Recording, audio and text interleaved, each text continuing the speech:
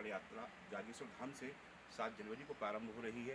वो 11 की रात्रि में यहाँ आकर विश्राम करेगी। 12 जनवरी स्वामी जी की जयंती पर जो आसपास के लोग हैं, जो भी मेरी ये वीडियो देख रहे हैं, आप सभी लोग इस यात्रा में सम्मिलित हों।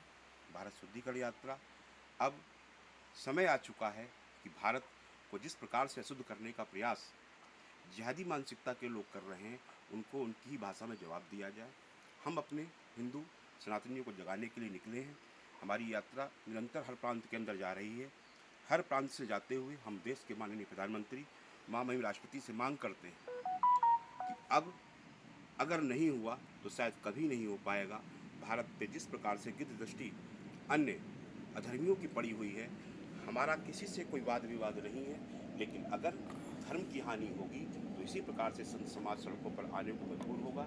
आज समाज विवश है कि अपने भारत को किस प्रकार से शुद्ध किया जाए, किस प्रकार से जिहादी मानसिकता के लोग जो निरंतर किसी न किसी प्रकार से हिंदुत्व पर प्रहार कर रहे हैं, आज जब घटनाएं सुनने को मिलती हैं कि छोटे छोटे बच्चों के विद्यालय के अंदर छोटा बच्चा पढ़ने वाला विद्यालय में बच्चों के पानी की बोतल में मूत्र मिला रहा, मल मूत्र तक ये भोजन में पानी मिलाने लगे।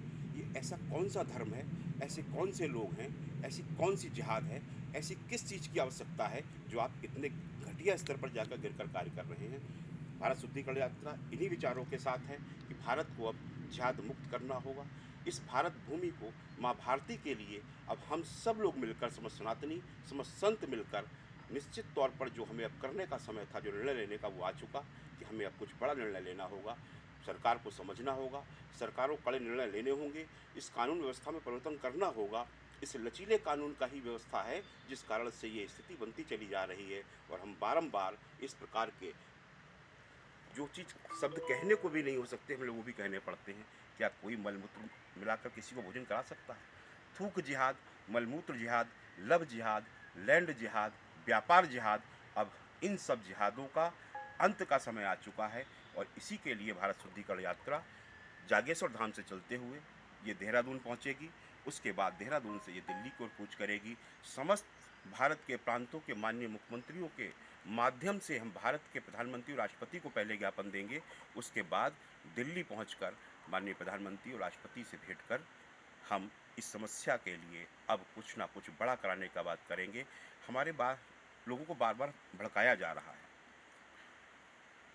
कि किस प्रकार से आपको परेशान किया जाएगा। भारत में रहने वाला कोई भी नागरिक यदि भारत के प्रति अपनी अच्छी भावना रखता है, उसको कोई दिक्कत नहीं आने वाली है।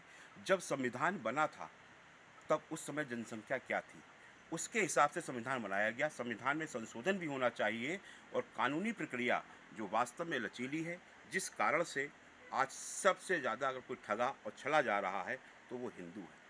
हमें हिंदू सनातनियों की रक्षा के लिए, हमें अपनी हिंदू बहन बेटियों के लिए, जैसा कि वे अल्मोड़ा से आ रहे हैं और जैसा हम लोगों को जानकारियाँ मिल रही हैं कि पहले ये बच्चियों को टारगेट करते थे और अब ये फेरी वाले बनकर एक महिला को लेकर चले गए जिसकी 2 बड़ी बड़ी बच्चियाँ हैं।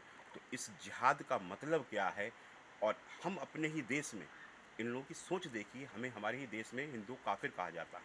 काफिर का अर्थ क्या है?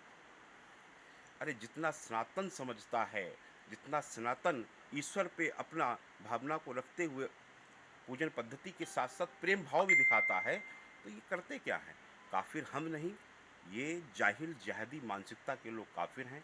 अब भारत से में ना तो जिहाद रहेगी, ना इनकी जलालत का कोई कार्य होगा। इस प्रकार के कृत्यों को ख़त्म करने के लिए अब संत समाज सड़कों पर है और हर प्रांत के अंदर ये यात्राएं निकलेंगी और इन यात्राओं के माध्यम से हम हिंदू जन जागरण का कार्य करेंगे। समस्त हिंदुओं को जगाएंगे, समस्त सनातनियों को जगाएंगे और उनके माध्यम से घर घर तक हम अपनी हर बात को पहुंचाने का प्रयास कर रहे हैं। आइए इस यात्रा में सब लोग सम्मिलित हों। 12 जनवरी को यहाँ पर हम सब लोग स्वामी विवेकानंद जी की जयंती मनाते हुए आगे बढ़ेंगे। अब ना यहाँ जमात रहेगी, ना भारत में कोई जमाती बचेगा, ना भारत के अंदर कोई जिहादी बचेगा। अब जो रहेगा वो भारतवासी रहेगा। आपके अंदर माँ भारती के प्रति प्रेम है। अगर आप वंदे मातरम से का विरोध नहीं करते तो आप भारतीय हैं, आपको रहना होगा। आपको भगवान श्री राम कृष्ण का पूजन भी करना होगा। राम को भी मानना होगा, कृष्ण को भी मानना होगा, माँ भारती को भी मानना होगा और वंदे मातरम से परहेज नहीं करना होगा। वंदे मातरम गाना भी होगा, वंदे मातरम कहना भी होगा। जय हिंद, जय भारत, वंदे मातरम।